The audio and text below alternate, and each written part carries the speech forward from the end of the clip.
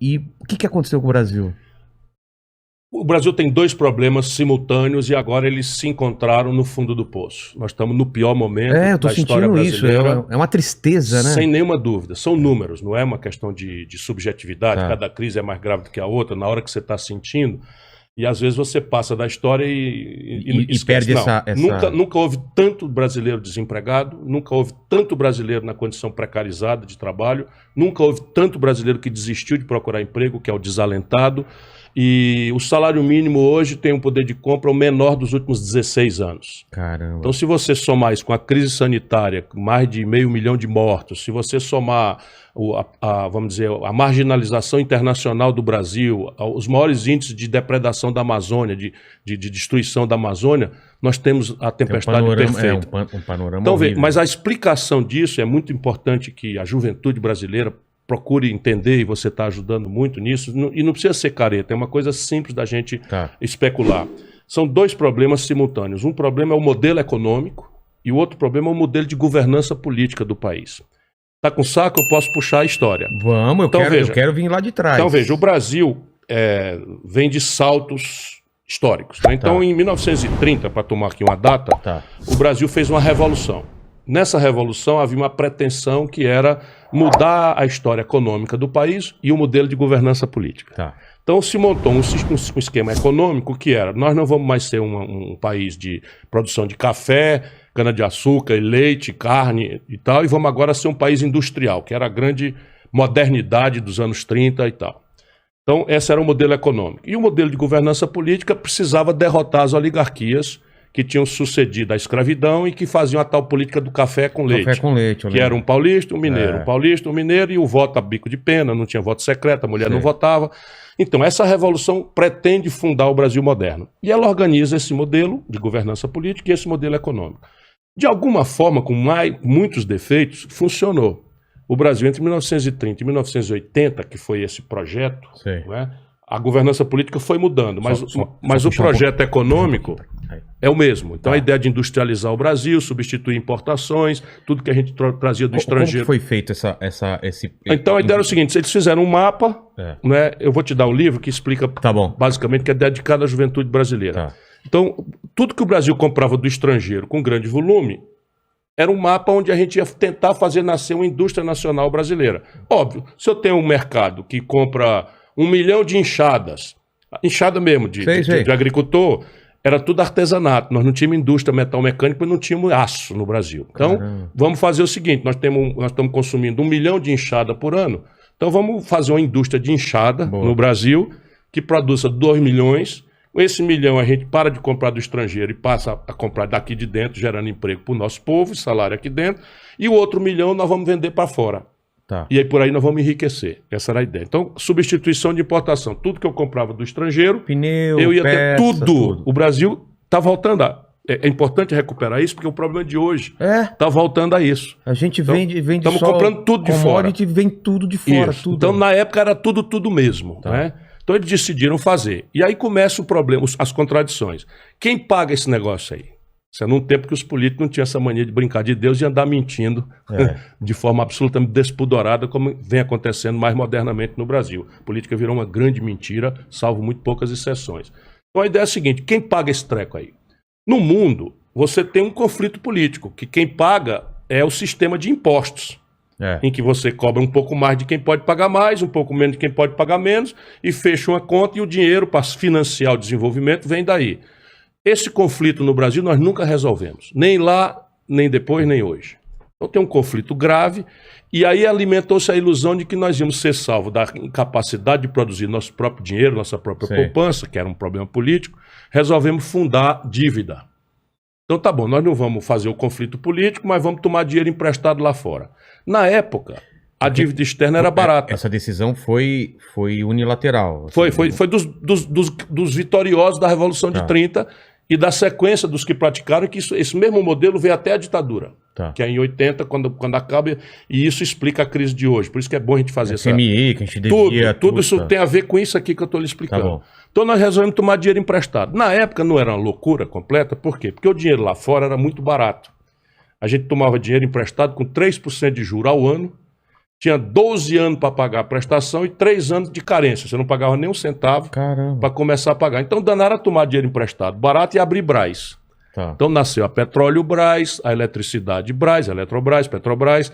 Nasceram a Vale do Rio Doce, que é a mineração. Nasceu a Companhia Siderúrgica Nacional, que era para produzir o aço, que ia fazer as enxadas, que ia fazer a chapa de aço para fazer o carro.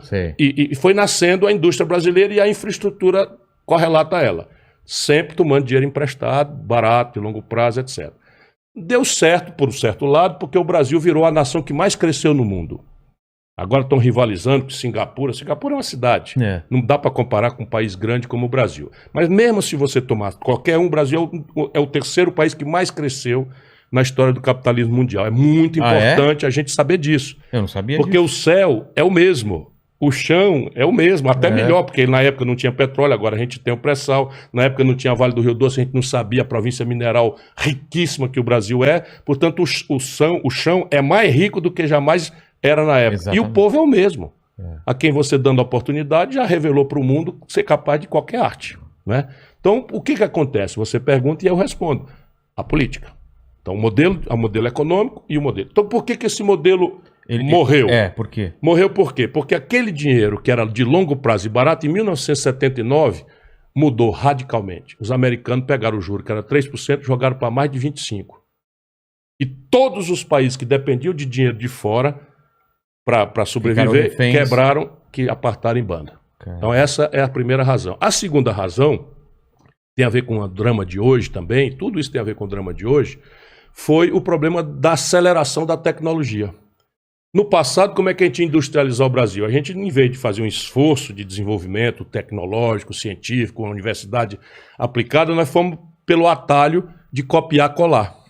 Né? Copy-paste. Então, pegava uma linha de montagem da Volkswagen, a primeira indústria automobilística, pegava a linha de montagem da Volkswagen de segunda mão, eles iam botar uma linha de montagem, trazia para São Bernardo do Campo e ia produzir um Fusca. O Fusca que saía aqui era igualzinho que ia sair lá. Então nós estamos ligados, estamos no up-to-date, né? Estamos na última geração. Só que começou a introduzir uma variável que os economistas chamam de produtividade. O que diabo é isso? É o seguinte, aquela linha de montagem nova produzia o mesmo Fusca, é verdade. Só que com a energia, com o trabalhador, não sei o que e tal, produzia 5 Fusca por dia. E a linha de montagem velha, de segunda mão, que nós trouxemos para cá, com a mesma quantidade de energia, mesmo trabalhador e tal, produzia só um Fusca por dia. Mais caro. Então, muito mais caro.